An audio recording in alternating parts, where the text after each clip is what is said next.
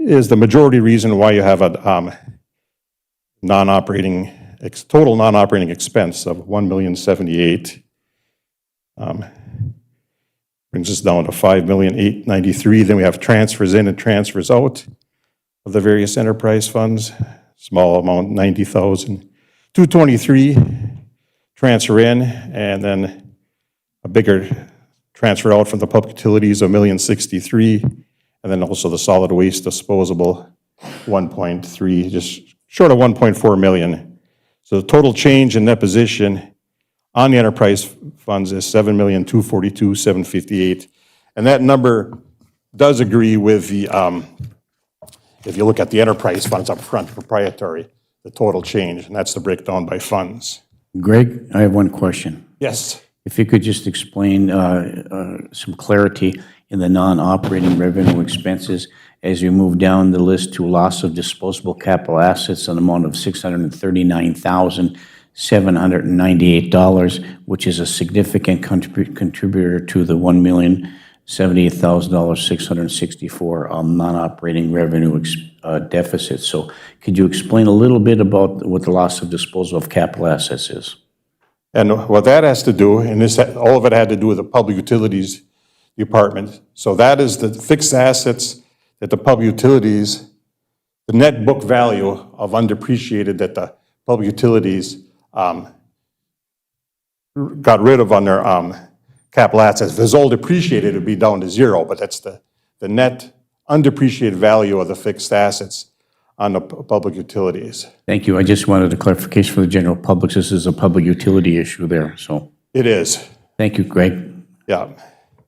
And I think in some areas there, whether it has to do with infrastructure or whatever is happening in the public utilities, but it definitely is a public utilities issue. Thank you, Greg. Yeah.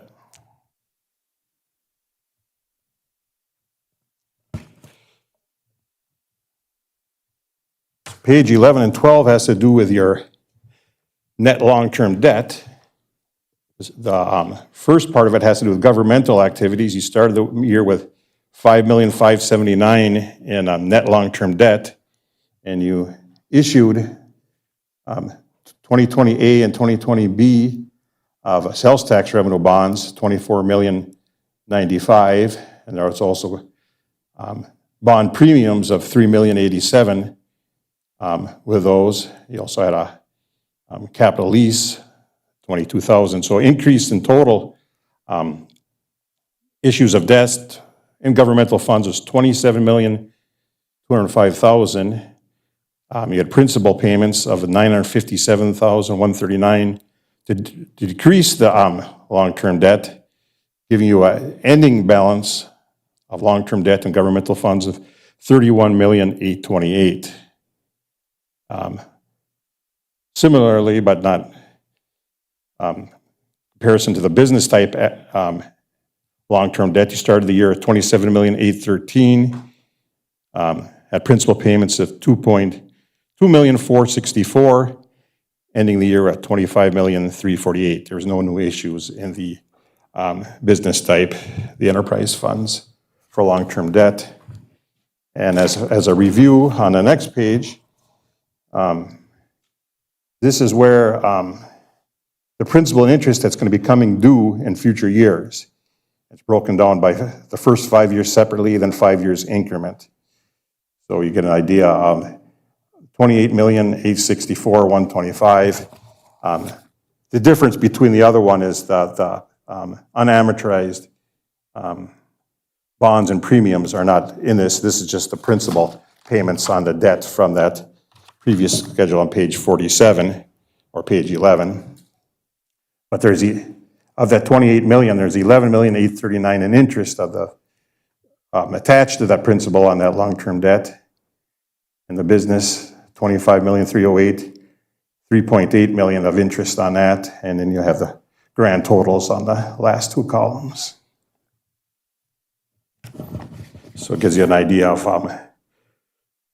what long-term debt is coming due in 2021 and beyond, all the way to 2040. Page 13 This is a snapshot of your net OPEB liability at year end. Greg, could I just go back to page 40 on page 12? Sure. At the very bottom, we talk about planned memberships. We talked earlier about the PRA pension liability, OPEB liability, and so this kind of attributes to where we're at. We have active employees of 187 that have elected coverage and 8 employees waiving coverage. But I think the glaring issue with respect to OPEB liability is that we have retiree coverage of 196 employees. Is that correct? That's right. Okay. And I think this is, also including the public utilities. Yes, it is. Okay, yeah, that was going to be my question. Yeah, so thank you. So it includes, because the public utilities ends up being a combined or enterprise fund of the city overall. So it's not a separate entity. So it's Very good. Thank you for that clarification. Sure.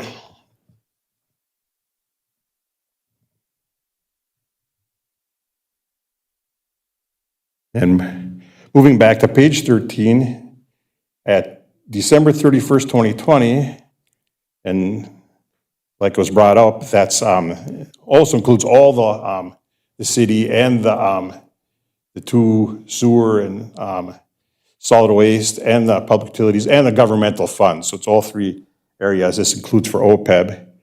You have an ending OPEB liability of $25,038,000.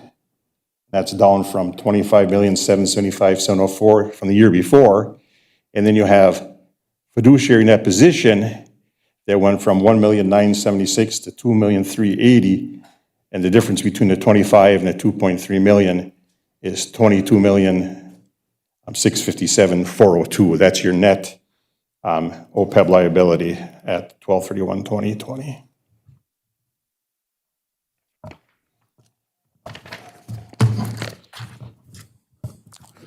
Which brings me to page 14. As you're aware, we had to do a federal single audit this year because the city of Virginia expended over $750,000 in federal funds. And a good share of that had to do with your coronavirus relief fund, COVID-19, and that came in the 2 different big packets. And there was also a state and local governments too that had expenditures for COVID and helped the city as far as providing relief funds. The big one was Coronavirus Relief Fund, CFDA 21.019, $635,796 was spent in that fund. You also had $70,096 and a direct award from the Health and Human Services. I believe that went to the ambulance fund. And then there also was larger expenditures of $187,961. But this triggered a single audit, and I think the city is probably in line to have get over $750,000 in years to come because of more COVID and relief funding coming in 2021 and also in 2022 to be spent. And this gets us down to the last few pages. The major findings we have, and their significant deficiencies. We still have the segregation of duties. Limited staff prevents complete segregation of duties, and I know the city is working on that, along with us, to try to segregate duties as much as possible for basically to provide proper internal controls over transactions. We also have the lack of control over financial reporting process, and also a significant deficiency. And the only thing really lacking there is pulling it together in a detailed review of the notes to the financial statement. Because to be honest, the city does a magnificent job of providing the financial information and giving the information for notes. Just that's why it's not a material weakness, it's just a significant deficiency. And it wouldn't take much more for the city to eliminate that particular finding related to control over a financial reporting process. Turning to page 16, we also had a Minnesota legal compliance finding, had to do with contracting bid laws. The city purchased equipment without obtaining quotes from two different vendors or soliciting sealed bids. And without obtaining quotes from two different vendors or soliciting sealed bids, the city is not in compliance with Minnesota statute 471-345. And this basically says anything, any purchase over $25,000 should have at least two quotes. You could also seal bids, but that's up to $175,000. I don't think that was the case here because the contract was between $25,000 and $175,000. So the city must obtain two quotes whenever possible for purchase of equipment that are anticipated to cost between $25,000 and $175,000. Management agrees with the audit findings. In the future, the city will ensure purchase of vehicles are made in compliance with that particular statute.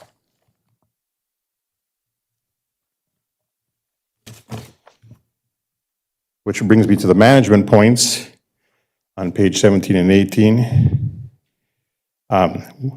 We recommend the city review the city deposit investment policy to determine if the updates are necessary. The city's policy should address all risks, including custodial credit risks for deposit investments. And we recommend the city review the Office of the State Auditor's Statement of Position 2007-108 Custodial Credit Risk Investment Policy Considerations for guidance on updating their deposit investment policy, specifically to include the custodial credit risk. 3 non-major governmental funds had deficits. We already went through those. They were both, all 3 of them were capital projects funds. The city should continually monitor, update, payback schedules, and or determine funding source for the funds with deficit fund balances. The Golf Course Enterprise Fund reported an operating loss of $90,000. Management should determine a course of action to reduce or eliminate the continued operating loss in this fund. Moving number 4, the city's clinic facility capital lease enterprise fund reported deficit in net investments in capital assets of $1,431,000 at year end. The capital assets are depreciating at a faster rate than the principal of the corresponding long-term debt being paid off. The operation and cash flow of this fund should continually be reviewed. Grant documents are kept in multiple locations, and accounting personnel did not receive information about grant activity in order to record it in accounting records timely. We suggest the city appoint one official to track all grant activity, file all the grant information in one location, and provide grant information to accounting personnel timely to ensure grant activity is properly recorded in accounting records. I know one factor that also led to this a little bit is some of the new grants going on, specifically the COVID grants, and that's come to be suspected because it's like, here's some money, spend it, what do you have to do with it? The bottom line is we were able to get all the information we needed as an audit, and it's just a matter of the procedural stuff, maybe make that the grant information a little more timely and a little more organized. The city did not have signed or updated broker certificate forms for all of its investment brokers. State statutes require that a broker certificate form be signed by the broker or other agent prior to obtaining investments on behalf of the city. And number 7, the city records show that some older unclaimed or uncashed checks exist. Unclaimed or uncashed checks should be investigated and if still unresolved, reported back, paid to the Commissioner of Commerce. So that's what I have. Any questions? Just one question, Greg, with respect to the corrections and the suggestions to move forward, and these are something that we are addressing as a council based upon your recommendations, and I think these corrections are easily taken care of. I just want to address item number 3. It's a small part of the budget, but it's, it's the continually deficit of the golf course and the operating loss of $90,223. The one question I have about that, is some of that debt associated with depreciation? Yes. So the amount of that depreciation, and if I'm any good at all, I'll be able to give you that number. Well, that's fine. I got it right here. Thank you. 55,657. So of that 90,000, 55,000, more than half of it has to do with depreciation. Very good. Thank you, Greg, very much. Thank you. Okay, questions from the council? Councilor Johnson. I know the separation of duties comes up every year because of the number of people. If they weren't all in the same space, would that matter? Like if we were able to physically have some separation, would that? That really isn't as important as it used to be because so much stuff is done electronically online. So I don't think that's a main factor as far as being in the same location. So you're both, first of all, good job to both of you and Sherry. Sounds like you all did a nice job. Appreciate all your work. Absolute excellent job. That would be something I would ask the staff, that just for a point of when you're working, would it be better if there weren't three of you sitting in the same space and people coming in and out? And I guess I would ask that the staff have that discussion. I don't think I need to make a motion, but have that discussion with Britt and Sherry about physically separating, creating quieter spaces. I mean, that office, even though there's a lock on the door downstairs, the clerk's office and the accounting office gets a lot of traffic. And I know part of that is our service to our employees, but I want to make sure that there's the opportunity to close doors and sit down, and you can get a lot more done in 2 hours if nobody interrupts you, as opposed to an 8-hour day when you're getting 2 hours of work done. So I guess I would just ask Britt and Sherry if you would work together and see if there's a better way to do that, to provide for that, because we're in the process of putting a third person back downstairs. And if you go to see one of you, all three of you say hi, because that's the way customer service works. So, Britt, if we could just look into that, I'd appreciate it. Thank you. Okay, thank you, Councilor Johnson. Greg, once again, thank you. Great work. A great synopsis of the audit moving forward. And I did take it home with me and read through it as best I could to try to understand. And those are some of the questions I had that I received from the public regarding some of these things, particularly when it comes to depreciation, when we don't get any benefit from it, but we still have to depreciate things. So, but we have, as an organization, tried to do our due diligence here. And I think the audit that you conducted through Walker Jew as an independent audit shows that we are on the right track moving forward. We have a professional staff, and those corrections that you've identified in there are corrections that are already being corrected and moving forward through our staff. So Greg, once again, thank you very much for all your hard work, and for Sherry, Britt, and our staff. Every year when we come to see this audit, I cringe when I listen to hear some of these other audits, particularly some of the organizations that I belong to, and how disorganized and how many issues we have. Here, it's pretty clean slate. And so I want to say thanks to everybody who has worked very hard, not only the city council, the staff, we all work hard together to get this accomplished. So on behalf of all of us, thank you, Greg. Thank you. And I also thank you for opportunity to serve the city and its people. Okay, thank you. I think we have another question here. First, Councilor Paulson, and then over to Councilor Freely. Councilor Paulson. Thank you, Mayor. I was just wondering if you could just explain on page number 10, the relationship of the public utilities deficit on that operating income loss of $6.2 million. What is that in terms of the relationship that it has with the city? Just that you had stated it's not its own entity, but it does set its own budget. Is that correct? Right. And it's considered a component unit, but a combined, so it isn't a separate, discretely presented, which would be on the side. So it is actually combined in part of the city, even though they have a separate public utility commissioners per se, and they have a separate office and have their own cash and do it, but it's actually included as part of the city because of the way, the way it's set up. Sure, and is that deficit due to, I mean, could you maybe just expound a little bit on what that deficit is due to, and would that be something that would need to be adjusted in their origination budget, their process of their budget?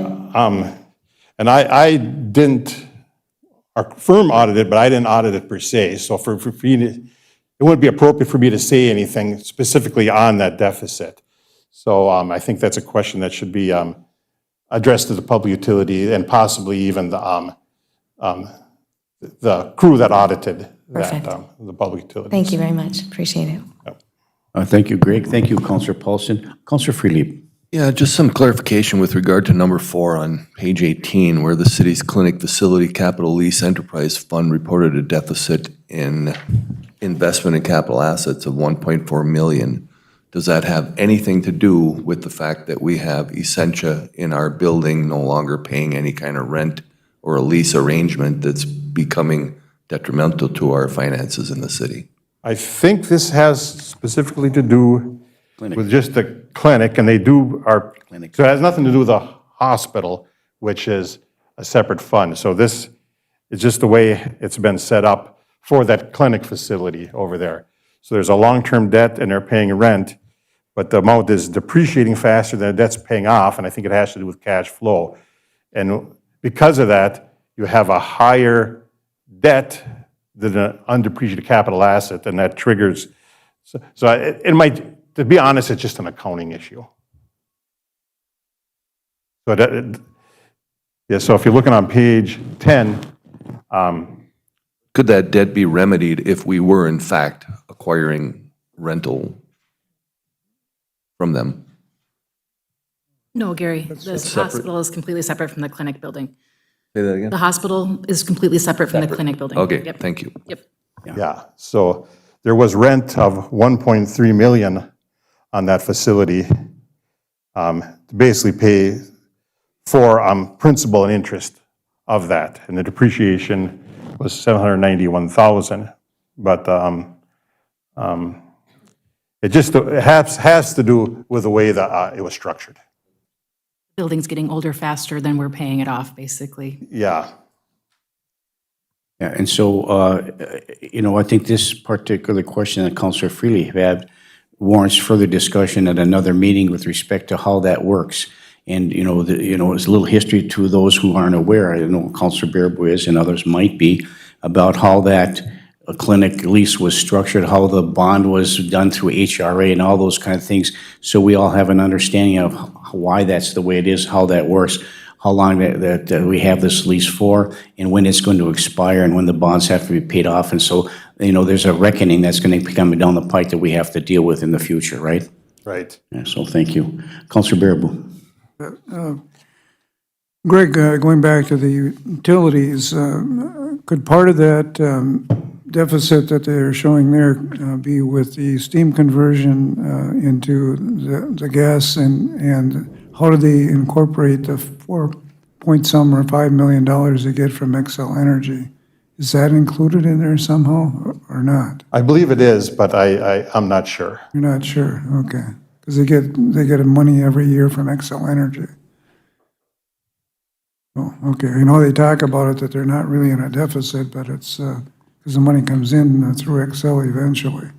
Yeah, so what's happening, if they're getting money in, they're using it for conversion and they're capitalizing, it's not showing up on the P&L, it's showing up as capital assets to be depreciated in future years. That's what they're doing, Yeah. I believe. That sounds right. Okay, thank you. Okay, thank you, Councillor Bearboy. Okay, any other questions, comments for Mr. Knudsen?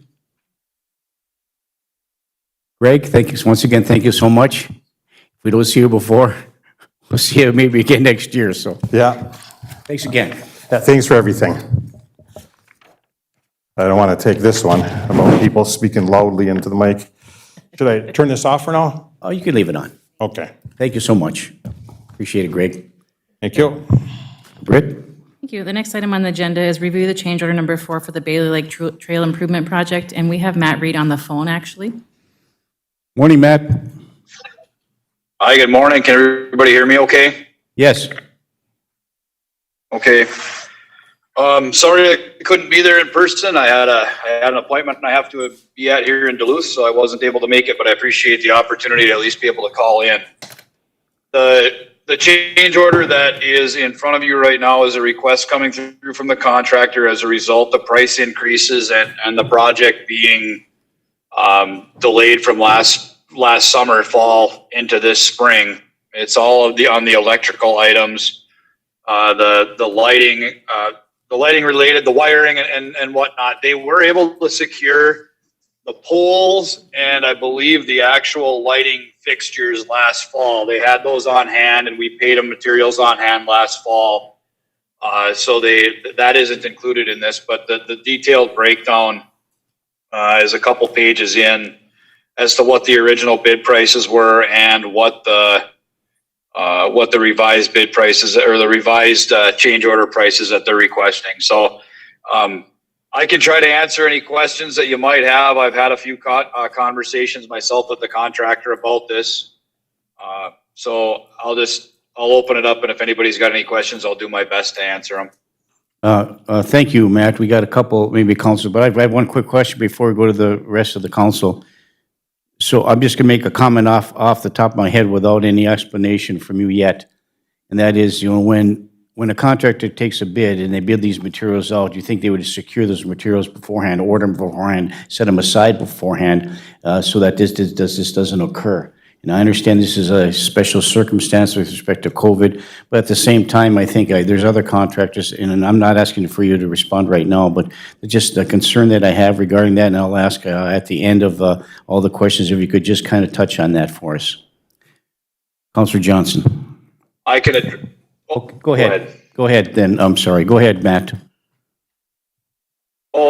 Okay. I was just going to say that's a very legitimate question, Mayor. I asked that same question of the contractor, and particularly because they did get some of the material last fall, and I asked why they didn't get the rest, and I didn't really get a good answer from them, to be honest with you. But so I asked that question because I felt the same way. Okay. Yeah. Thank you, Matt. I appreciate that. Councilor Johnson. Thank you, Mayor. If we don't do the change order, what are the consequences?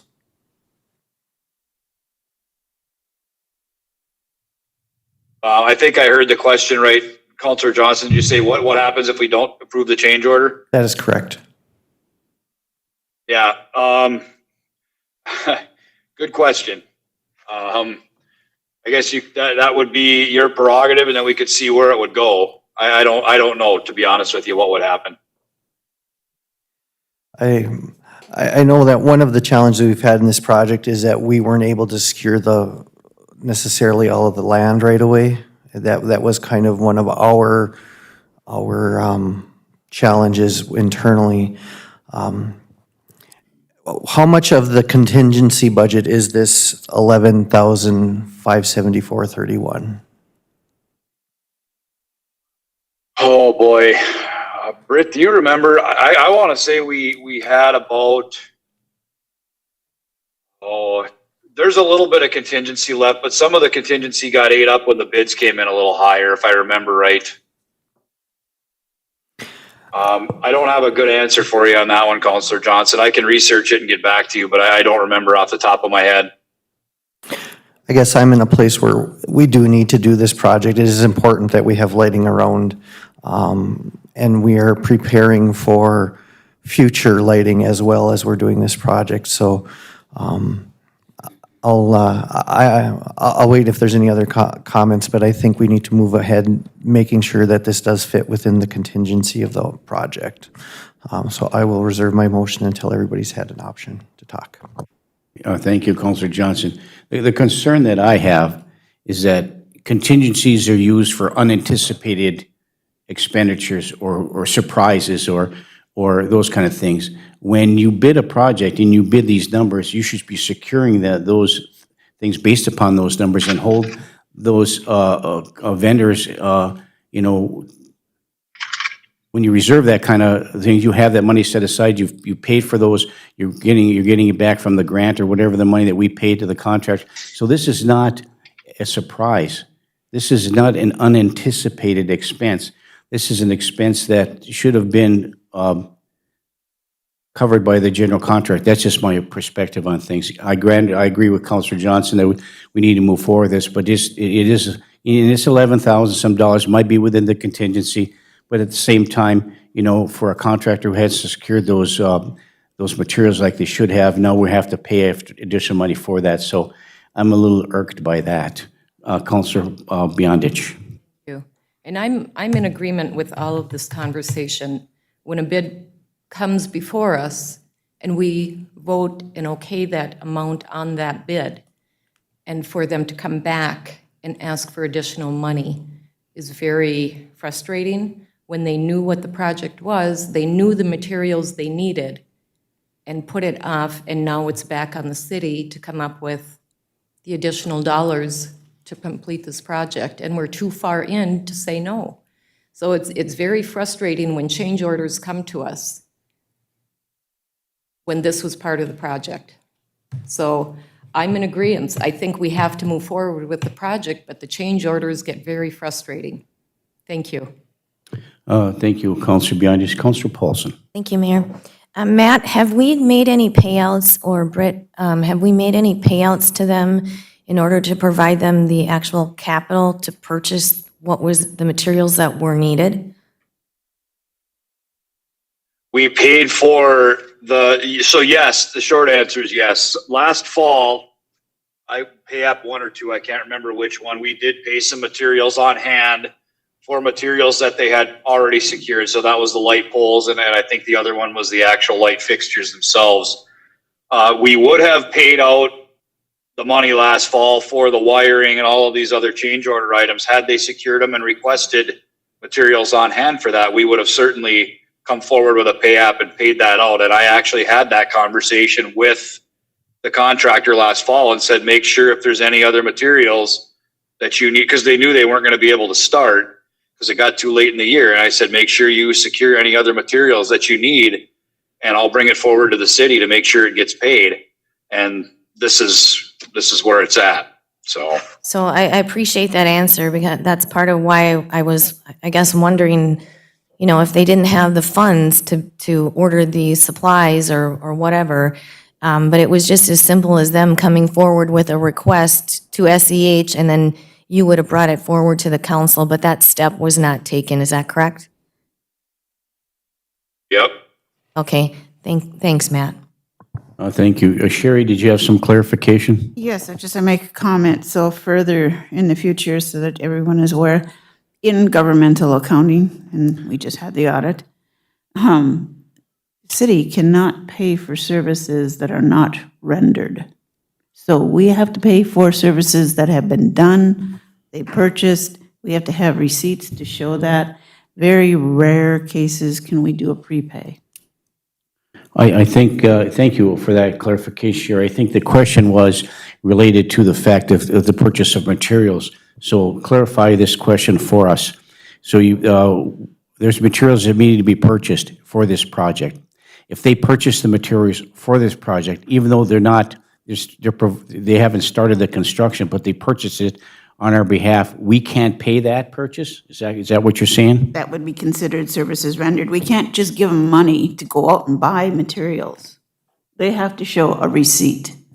Right, I think that was the question. They go out and buy the materials, they secure the materials, they get the money, they get the bill from the vendor, they come to our SCH, our engineer, the SCH brings it forth to us and we approve. So if that was the case, if they secured the materials, they paid for the materials, they came to SCH, they wanted reimbursement for those materials, we couldn't do that, is that correct? No, we did do that. I think in pay estimate 1 and 2 last fall, Matt, that's what it was. Have secured the materials last year. That was my question. That's really- That's the question yes. that I have. But I understand, Sherry, about not paying for services that haven't already been rendered, but if they've already purchased the materials and they have it on hand for this project, they're submitting us a bill for the materials they already purchased that they secured, just like they did before, the other materials, and we paid those with a receipt. And so as long as they did that, they turned a receipt, they went through the proper channels, they came to us, we said, yes, we'll pay those because those are the material costs associated with the project, because they did start the project last fall. So that was the clarification we were looking for, so thank you, Sherry. Counselor Freelieb, and then over to Counselor Bearable. Counselor Freelieb. So this project is in entirety a grant-funded project? Okay. And so the bid was provided based on the appropriations we would get from the grant? Okay. And so in the event that, and within the grant was contingency monies that was anticipated for overcosts or whatever. And we don't know for a fact yet whether or not we have the contingency necessary to pay for this additional cost. Is that correct? All right. Then I would, like we said, we got this underway. We're moving forward with this project. We've got to continue to move forward, but I would make the motion that we go ahead and approve this based on the availability of monies within the grant-funded amount that we based this bid on. Because otherwise, Sherry, how do we, we don't anticipate out of your books to pay for additional costs on a grant-funded project when, in my estimation, the contractor should have secured the materials they needed at the time that they bid. And they waited maybe too long, and now the costs are more than they anticipated, but they already bid that out and should have gotten the costs incurred. Are correct. Like, if we had to pay out of some other fund, what would that come from? Do we have that to do so? That's just it. The cost overruns would have to come out of the general fund. And we've had a few projects in the past that the contractor went over and we ate the costs. But Matt is really good about helping us out here, and I think that it needs to be put back on the contractor. I guess I would, and then, so we've got the monies available, potentially, the contingency costs. I would suggest then that we pay for whatever amount our contingency covers, and then the contractor would have to pay whatever difference that would be. That would seem fair to me. Anyhow, I make a motion that we move forward with accepting this change order to move forward with the project. But I would put a caveat that if the contingency monies can pay for that, great. If not, we would split the costs with the contractor.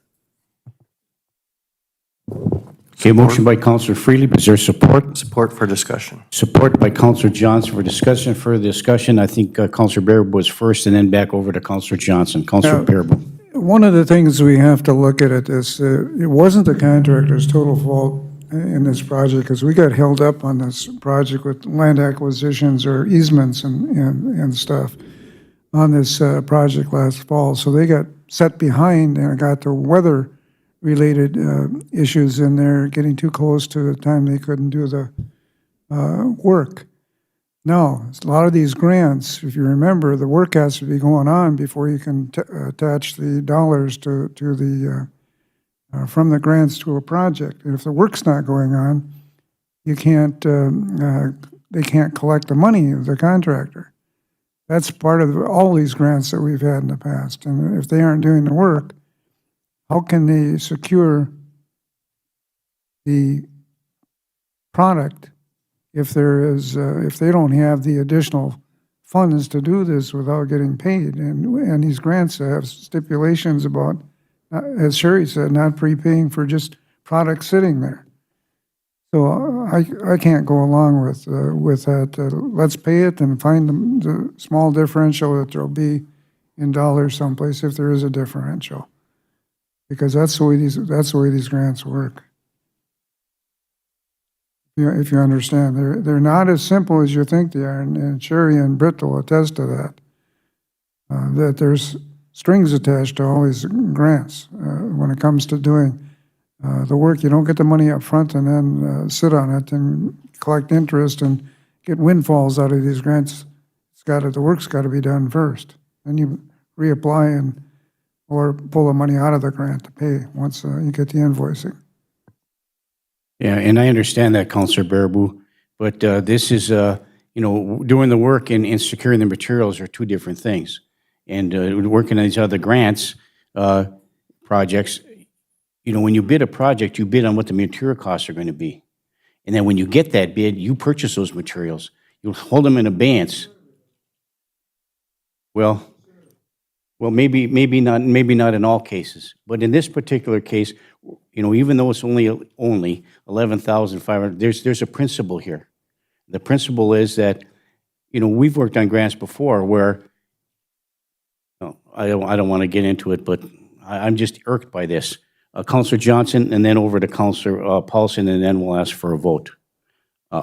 We have a motion on the floor in a second, so discussion, Counselor Johnson. Thank you, Mayor. I guess one of the things I would ask is that, do we really need to increase their mobilization? I mean, it's just a few dollars here and there, or the general contractor markup. I would like to see if there is something that the contractor can say, yeah, we've done this before, I think, with a few other folks with some stuff, and say, what concessions can you give us that demonstrate that you accept some of the responsibility as well? Some of the prices of the of what they need went up over 50%. I just did a quick little spreadsheet. And I know prices of some stuff went up, but I'd like to see if they can say we can get it total under at 10,000. I mean, it's a minute amount, but it could make the difference at the end of coming out of the general fund or being all covered. But we do need to move on, and it is frustrating that they come to us and go, oh, by the way, we need to do this. So, yeah, thank you. Thank you, Counselor Paulson. Thank you, Mayor. I'm actually inclined to vote no on this because they were given the opportunity to, as Matt said, he explained what was needed for their next steps. In order for me to vote yes on Counselor Friedlieb's motion, which I think is fair, that if it comes out of the grant total, if there is a contingency there. But my question is, what is in fact the contingency, and is there in fact any contingency? Matt had a comment earlier that we're getting close. Matt, could you answer Counselor Paulson's question regarding the funds that are available in the contingency, if you know that? Sure, I can. And unfortunately, I apologize, but I don't off the top of my head, Counselor Paulson, but I will get with Britt first thing in the morning tomorrow, and we'll get that figured out. She can get that sent out to everybody. So we could potentially move forward with the motion, and then if things change at the council meeting, we can make an adjustment there. Right, thank you. Counselor Paulson, Thank please you, Mayor. continue. So I think I'd probably feel more comfortable not voting yes on this. I vote no until I get that information that would be satisfactory to my question. Thank you. Thank I just think that it could have been, the project's got to move forward. Britt and I went down and testified, to get that grant. It's a lot of money. The project has to be done. It is irritating. There is a motion on the floor in a second to move forward with with approving this change order, provided that funding is available. Additional information will come be forthcoming before the next council meetings. We'll make a decision on it. But to move this process forward, in order to not delay this any further, I can certainly change my vote or make a decision at the council level.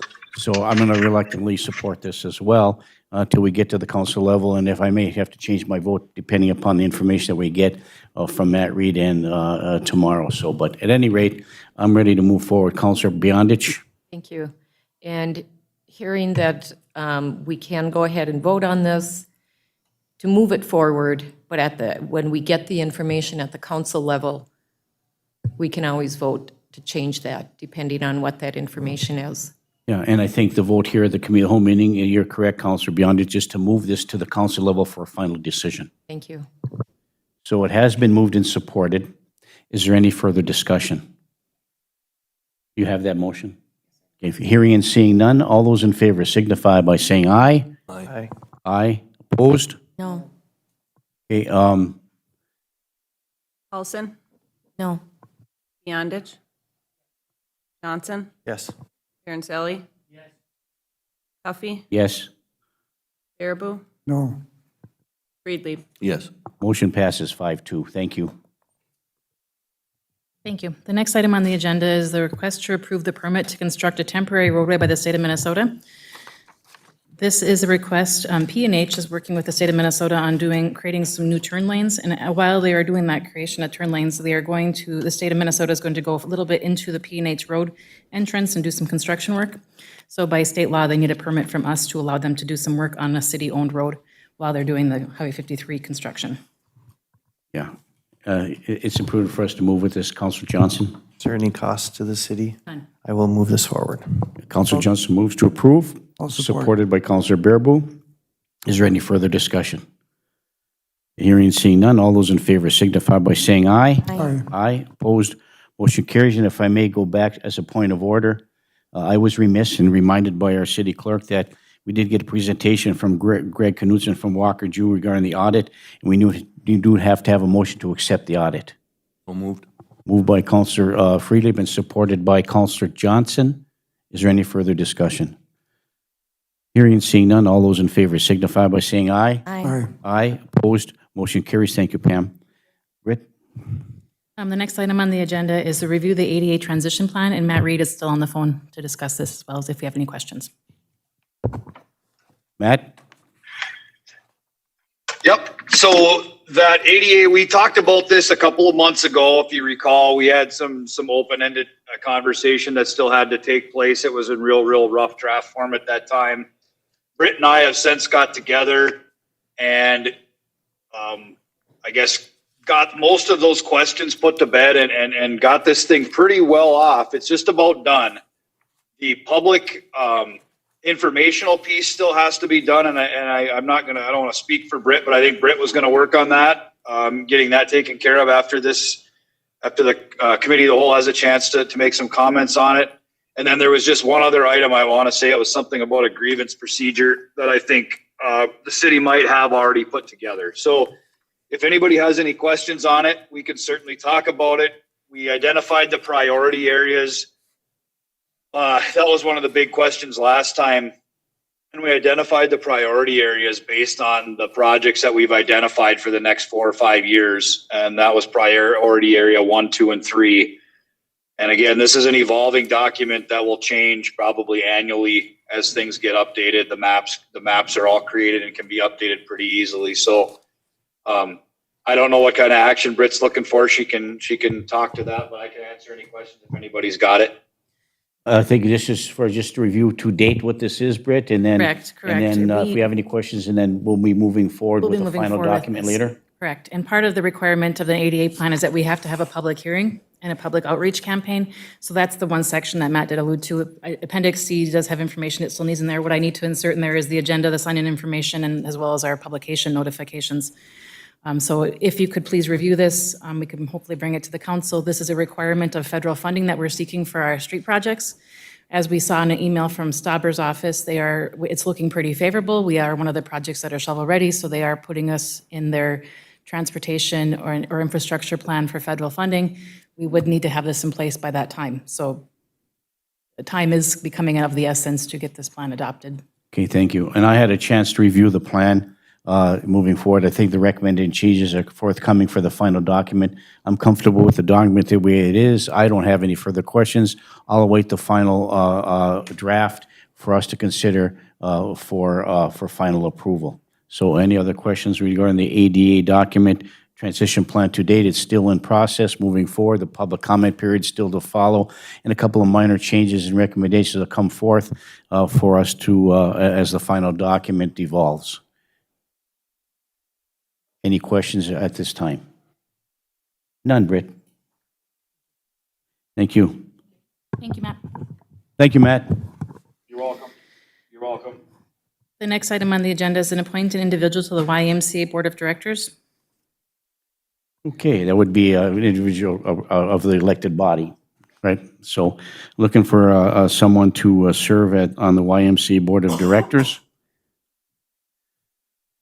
I would be willing to do so. Counselor Freely has volunteered to be a representative to the YMCA Board. Is there Are there, okay. I will move Counselor Friedlieb be appointed. Counselor Johnson moves to appoint Counselor Freelieb. Is there support? Support by Counselor Paulson. Is there any further discussion? Hearing and seeing none. All those in favor, I'm sorry, Counselor Johnson. So is this in reference to the agreement with the YMCA? Because we had talked about it possibly being Brian as the representative at one point. Is that not? Are you okay with not being on another board? Okay. I just should we also appoint an alternate at this time just to save that problem till later? Okay, Pam, do you have a clarification for council? Counselor Johnson, anybody can be appointed, doesn't have to be a counselor or the mayor. So it can be anybody in the city that is willing to do it. Okay, so, well, Councilor Friedman has volunteered. I think part of the elected body is in conjunction with support for our for the Iron Trail Event Center. So I think that it's good for us to move forward. There has been a motion, a second on the floor for the appointment. Is there any further other discussion? Public nominations? Sorry. Councilor Freelieb. Were there any other public nominations or no? No? Okay. So we'll support, moved and supported to appoint Councilor Freelieb to this YMCA Board of Directors. Is there support there? Moved and supported. Is there any further discussion? Hearing Councilor Baraboo. Do we want an alternate to that board in case, I believe we should have an alternate. Yeah, I think to maybe that that'll board. be the next motion. We're going to have two motions, so, because I'd volunteer for the other. Gary's my alternate. Yeah, we'll need two motions. Gary's my alternate to Rams, and I would flip-flop with him on this one. Okay, so we're going to move on the appointed and this, and then the next motion will be for the alternate. So it's moved and supported. Is there any further discussion? Hearing and seeing none, all those in favor signify by saying aye. Aye. Aye, opposed, motion carries. Now looking for a volunteer to serve as the alternate. I'll volunteer for being the alternate on this board. Councilor Baraboo volunteers to be the alternate on the YMCA Board of Directors. Looking So for a moved. motion by Councilor Johnson. Is there support? Support by Councilor Freelieb. Is there any further discussion? Hearing and seeing none, all those in favor signify by saying aye. Aye. Aye, opposed, motion carries. The next item on the agenda is we're looking for council members to serve on the Virginia Public Safety Center Core Planning Group. This would be the group that meets with the architect to discuss layout of the building and the site. Okay, thank you. Please. I'd like to volunteer to serve on this committee. I haven't injected myself in any other committee or any other interview process. And the reason I asked for consideration to volunteer for this is because I have experience in public safety structures and redoing police. When I worked in the metro area as an appointee from the commission and from my boss before.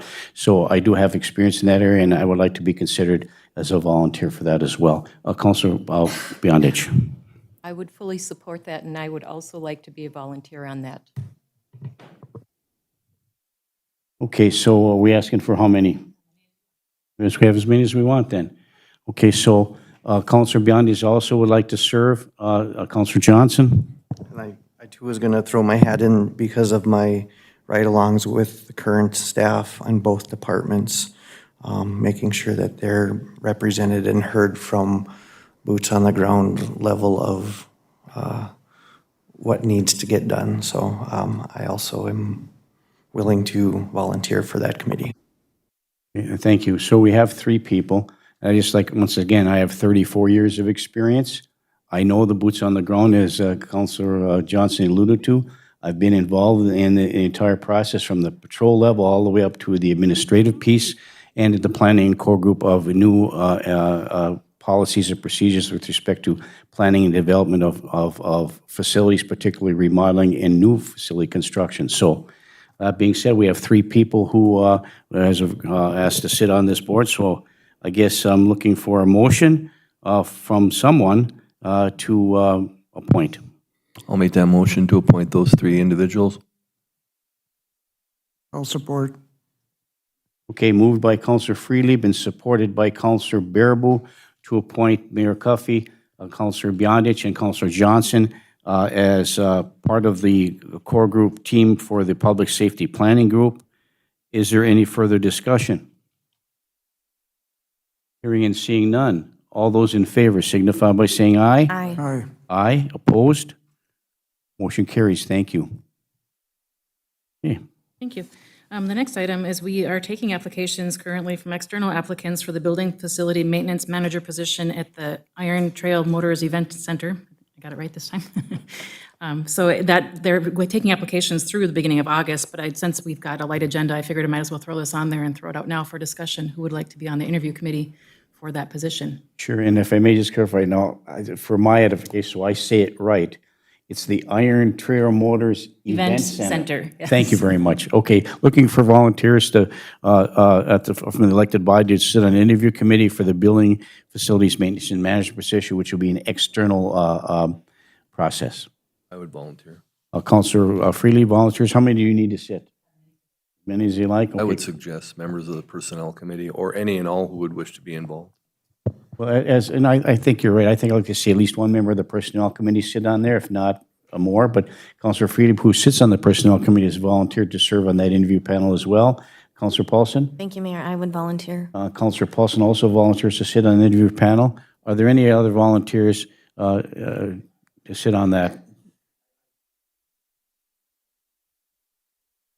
Okay, very good. So there's a volunteers to sit on the interview panel and for this process for the building facilities manager position, which would be an external appointment and hire of Councilor Freelieb, Councilor Johnson, and Councilor Paulson have volunteered to serve in the interview committee along with staff. So looking for a motion to appoint those three councilors to that position for the interview. Also move, Mayor. Thank you. It's been moved by Councilor Baraboo and supported by Councilor Barnzelli. Is there any further discussion? Hearing and seeing none, all those in favor signify by saying aye. Aye. Aye. Aye. Opposed? Motion carries. Thank you. Mayor, then on your desk, I did place 3 resolutions. 2 of the resolutions are for submittal of a grant for, I'm calling the project a downtown fire restoration project. This one's for 2 of the buildings, 314 Chestnut and 316 Chestnut. We'd like to submit to an IRRB grant for commercial redevelopment, which is a demolition program.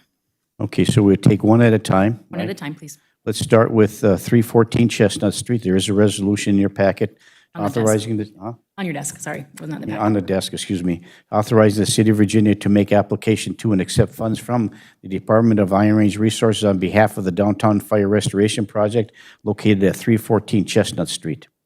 Moved. Moved by Councilor Freely. Is there support? Support. Support by Councilor Baraboo. Is there any further discussion? Hearing and seeing none, all those in favor signify by saying aye. Aye. Aye. Opposed? I have to abstain. Recuse. Recuse. Yes, thank you. Thank you. Okay, so it's been moved and supported. Further discussion. One Councilor recuse, so we'll do that in the vote. All those in favor signify by saying aye. Aye. Aye. Opposed? Motion carries with a motion of 6 yeas and 1 recusal. Thank you. And now we'll move to the next one, is this 316 Chestnut Street. It's the same resolution except for 316 Chestnut Street in Virginia, the same information as for 314. So looking for a motion in that regard. Also move, Mayor. Councilor Bearable moves to approve. Is there support? Support by Councilor Bronzelli. Were you going to support? Okay, support by Councilor Beyondich. She had her light on first. I apologize. Councilor Beyondich. Is there any further discussion? Councilor Johnson. Will do other businesses have the opportunity, or what's, I just want to make sure they know that we are here for them, and whatever they need to reach out, and we will do what we can. Absolutely. Okay, thank you. Yeah, thank you. All right. I apologize, I didn't see that for your first light on there, Councilor Beyondich, so, okay. So it's been moved and supported. Is there any further discussion? Hearing and seeing none, all those in favor signify by saying aye. Aye. Aye. Opposed? Motion carries 6 yeas, 1 recusal. Is that correct?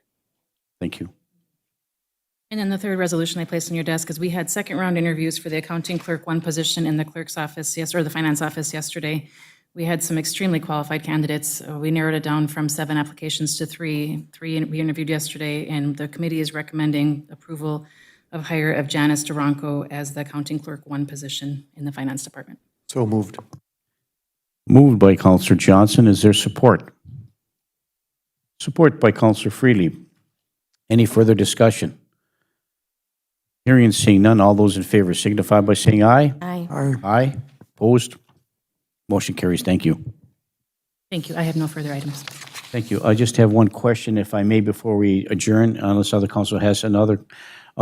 Just an update on where we at, and with the Marty Plaza, the little park area. I've been getting some significant inquiries about that. Do we have any? Yeah, at the department head yesterday, we have a department head meeting every Monday at 9 o'clock. Bill Hennis did report they started working on it yesterday. Oh, they did? I haven't been by there to verify that, but that was reported yesterday. Okay, yeah, I didn't look at it yesterday, but, Didn't either, but- because I was out of town, but, okay, so thank you, they're working Yes, on it. thank So you. very good, thank you. Okay, does any other counselor have any questions, comments before we adjourn the meeting? Hearing none, Counselor Baraboo. Yeah, just for information, I'm going to be putting together, there's some items that we need to put together a street and alley meeting for, so we'll be contacting members of the committee to see how dates will work out. Pam will do that once we figure out what we got to do with it. There's a couple items. We were down looking at the Vidmar property, and after looking at it with some angst, we said, we need to really pave that and do some more work, and the barriers are going to be a danger for traffic down in there and stuff, so we're going to have to try to find some money. And then there's a couple other issues that Matt has brought up and Britt has brought up, so we'll take a look at it. I've already talked to Mr. Vidmar. It may not be till next year that we can find money to pave that, but the chloride is not available yet to take down the dust. It's just not available. I talked to Mr. Hennis and they can't get it right now, so that's an issue right now. They've put some temporary cones there that have slowed the traffic up, and Mike is aware of this, so just want to let you know that's one of the things that'll be on the agenda. Okay, thank you, Counselor Baraboo. Counselor Johnson, do you have anything else? No? Can I just, Counselor Freely? that's my neighborhood, just real quick, like, so then if we were to pave that and it's city property, would we then reopen that accessibility through that? Yeah, area? we'd reopen it because, It's the dust that's the concern. yeah, we took a look down further. You notice that there's paving down further, but there's gravel on top of it. But the paving's still there underneath. It needs to be just swept off and cleaned up and stuff, so the paving's still there down further. So it makes sense to reopen that again. We have to leave it open right now because the contractor has put all those, what do you want to call it, sewer staging point. They put them on the old alley. So, and so that's one of the reasons we're going to have a street and alley meeting. But coming along with the projects, I think you're on schedule right now, so that's a good thing. Okay, I don't have anything else to report. We'll schedule a meeting here. Okay, thank you. Any further, Counselor Freely? Anything further? Okay, anybody else? Anything further? Counselor Johnson? Yes, I don't recall authorizing the contractor to close that alley. Yeah, I know we said they could use the parking lot, the lot for laydown, but I don't remember closing.